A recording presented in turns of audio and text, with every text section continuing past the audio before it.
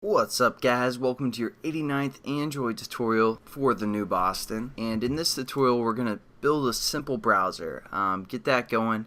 What I've done is I've created again a class called Simple Browser and an XML file called Simple Browser. And I kind of set up just a basic layout, an edit text here with a go button, and then we got a go back, a go forward button, a refresh button, and a clear history button. So those are kind of the basic concepts we're going to go through here in the next tutorial or two. So the first thing we need to do is have a web view, and the web view allows us to kind of surf the internet. It kind of gives us a view according to whether we have an XML file we want to load, or I'm sorry, HTML file we want to load up, or if we just want to use kind of a URL. So we need to set that up. So again, you guys can set up your layout however you want for the most part, but our back button I just called B back, forward button B forward, B refresh, and B history, and then for edit text I have ET URL, and for the button I have the reference B go. That's for the go button, and then below that we're gonna just set up our edit text, or I'm sorry, text web view. So it's pretty simple. Just say web view. And then we just need to set that up for Android.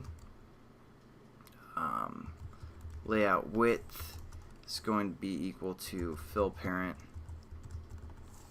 and Android layout height, again fill parent because we're taking up everything else that's available here.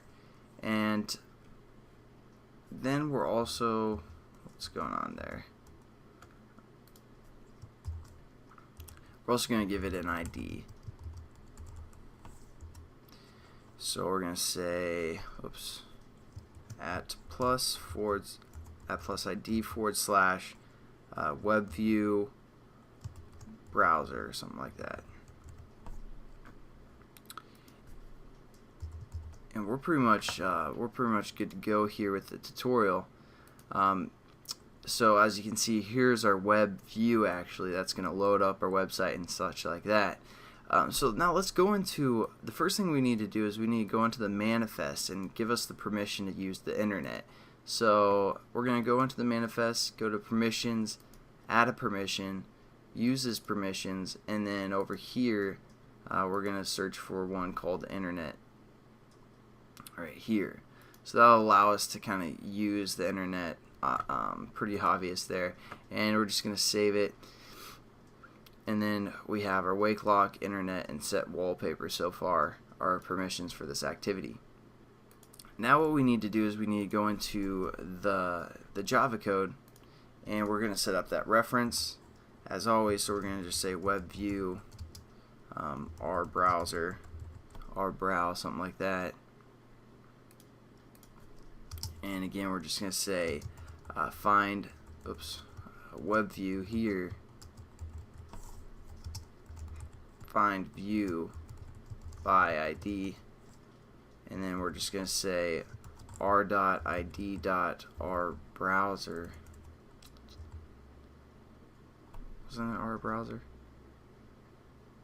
Oh yeah, it was a web view our browser, web view browser there. And now what we can do is, let's say we just want to have our initial web view to load up, like for example my site. We could say our browser or our brow dot load, and we can either load data, which would be like written in HTML, or we can say load URL. So we can just go load URL, and then within quotations we're going to say http://www.mybringback.com, and in quotations. And that should load up just like my website when we run our application. So let's just check it out. So basically all we've created is a web view, and we've learned about this method called load URL. So that's pretty much it for this tutorial. We kind of set up everything, and again, you guys need permission for the internet, so Oh, I forgot to add it to the menu class here.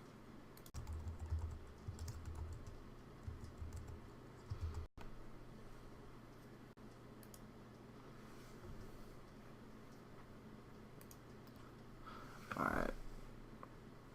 So in the next tutorial we'll learn a little bit, a few more methods we can use for this WebView type object. But let's just make sure we check out our simple browser. We click on it. As of now, nothing is there, and then we're hopefully gonna get this to load. Yeah, it's loading my website right here, and obviously it's you can still pan around, get everything going there, and it's fully functional. So I will catch you guys in the next tutorial. Have a good one. Peace.